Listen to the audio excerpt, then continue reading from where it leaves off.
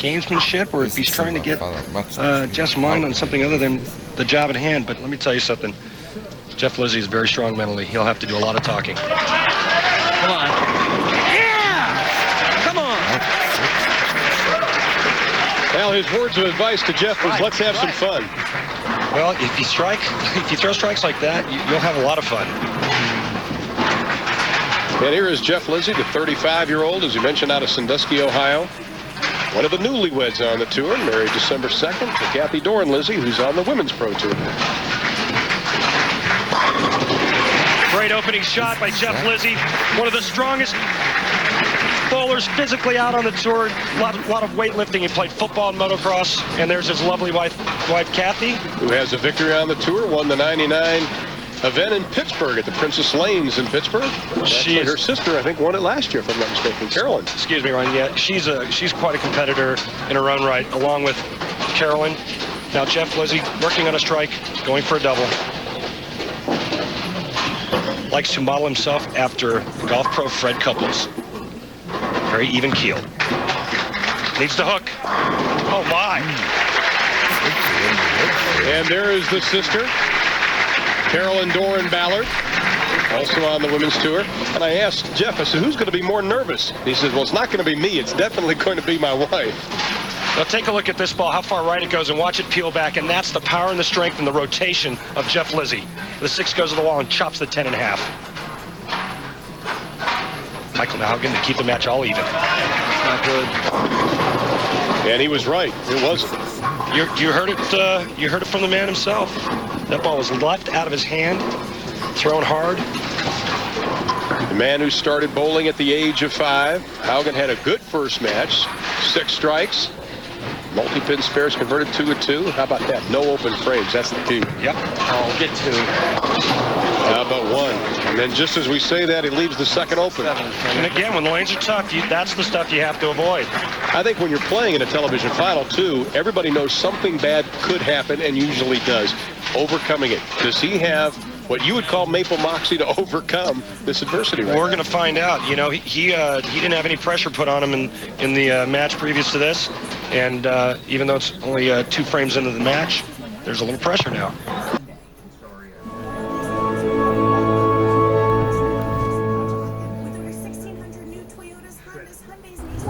You hear the call, and the leaves rustling, birds singing. You hear it. Come on. All right. That's a way to answer that. Well, nobody can win 2 in a row. We saw Walter Ray Williams losing John May, won the first match. May could not win the second match. Now we see Michael Haugen Jr. He's having trouble. And I think Ryan Schaefer's going, okay, I like this. Right, exactly. This is good. You know, and anytime you're a tournament leader, it's always a good spot to be in the unenviable position.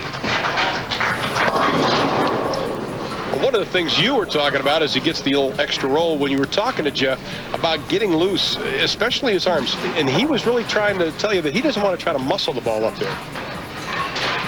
Well, this ball looks like it was left to target, and it's going to hook high, leaving the 3-6-10. But the problem here is the pin rolls over and takes the 6 out, makes the spare much more difficult. He's going to go to a ball that goes much straighter. A little boxing glove inside there. There you go. One of the more interesting balls you will see on the tour. We see them painted like soccer balls, like American flags. Never seen one with a boxing glove in there. I can't wait till they come out with one with your face in it. But this spare is covered perfectly. Get the ball to the right of the 3-pin and have it deflect into the 10. And Jeff Lizzi leading by 22.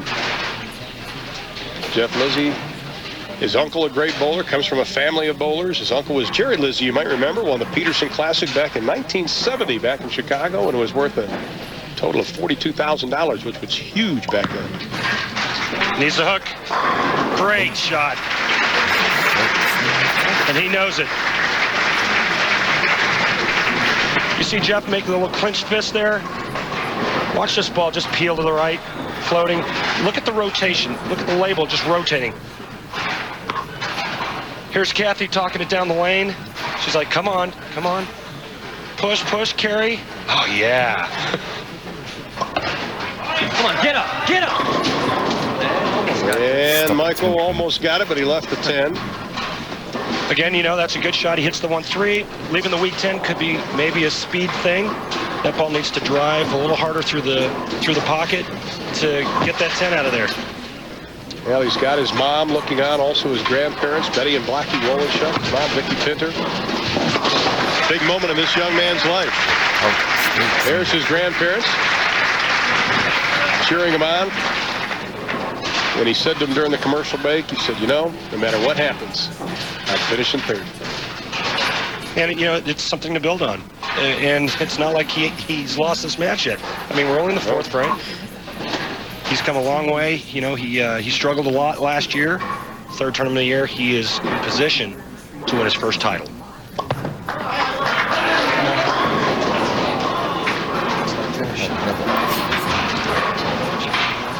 Well, his mom, Vicki Pinter, also in attendance, but for the second frame in a row, he leaves the 10. 10's been the pesky pin today. Yeah, and I think the adjustment for Michael Haugen is just speed. I think he needs to just back her down. Which we talked about just a few moments ago about overpowering sometimes the pins. Jeff Lizzi won national title, his career title at 92, Lake Zurich. Also his best year ever, won over $80,000 that year. Led after the first 3 rounds, lost the lead last night. Said he stayed composed and level-headed over it. Yeah, the strongest part of this guy's game is his mental game and his mental toughness. Look at that shot. What a great shot from Jeff Lizzi to take a 43-pin lead. Went high on that lane the shot before. And a lot of times what happens, Ron, a bad shot, you get back to that lane, you overcompensate, pitch it out the window, which is real easy to do on this pattern. He steps up there and goes dead flush. Well, they're probably cheering him on at the Star Lanes in Sandusky, Ohio, the bowling center that his family owns. Twin brother John looking on.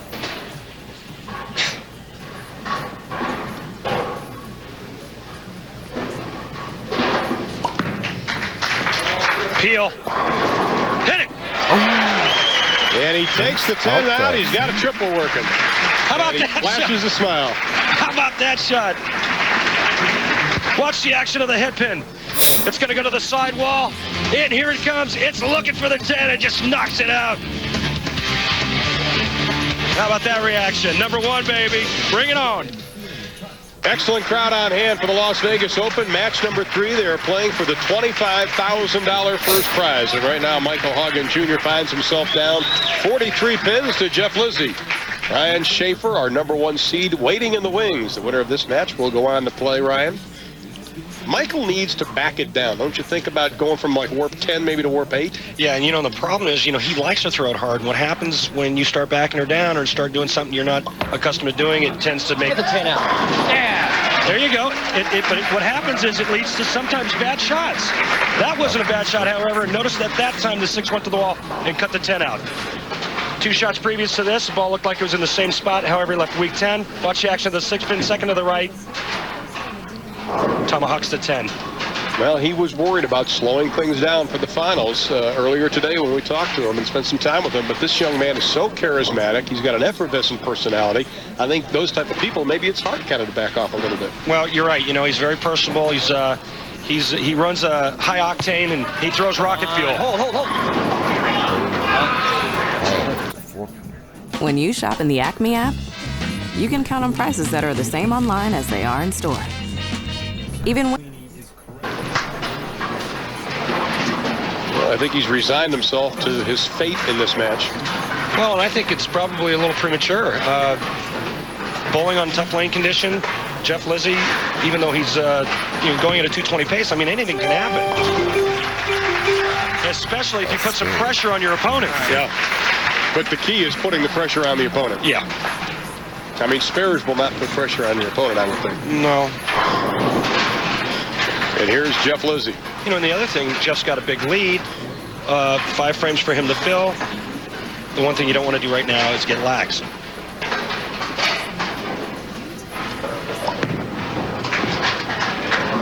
Hello. You called it, Professor. It looked like it was a little left and maybe a little soft. And I think that lane is the problem lane for the guys that are going around it more. We saw it with Johnny May, and now you see this ball. Didn't look like it got quite far enough to the right. And of course, not a real good break, leaving the 4-6-7. Well, this shot here is just getting the count. Go for the 4-7 and go on. But that's why I said it's too early to be thinking that this match is over. Well, Michael Haugen left the second frame open. Now Jeff Lizzi leaves the seventh frame open, and now he has to think about it. And one of the things I think Jeff learned, he's been in 5 TV finals, made 4 shows last year. He said he learned that he has to take his game to the next level. And this is the case in point where he has to take his game to the next level. He's on pace for the 243. Went from a 43-pin lead to just 18. That needs to hook. Oh, my. Did you see how far back that ball came from? That was in the weeds. That was hanging over the gutter. Watch this ball. This thing is looking for the gutter. And watch it just left turn. Wow. Okay, he had 2 boards to spare. He was on the 34th and a half, I think, though. A little bit straighter ball, not a good result. Oh, it's a good thing it's already over. I'd be quite upset. Well, you know what? That definitely wasn't a good break. He's hit the pocket the last 6 balls. Only has 2 strikes to show for him, and now a really bad break, leaving the 4-9. How about a little hook? Come on. Well, I think he may have checked it in right after that last ball. So he has left a couple of frames open. Leaves the second, leaves the 8th open. Okay, so it went from 43 to 18 to 42. Yeah. But the key was he did not put pressure on Jeff Lizzi. That's going to strike. Maybe not. Well, he's thrown quality shots. They just haven't struck.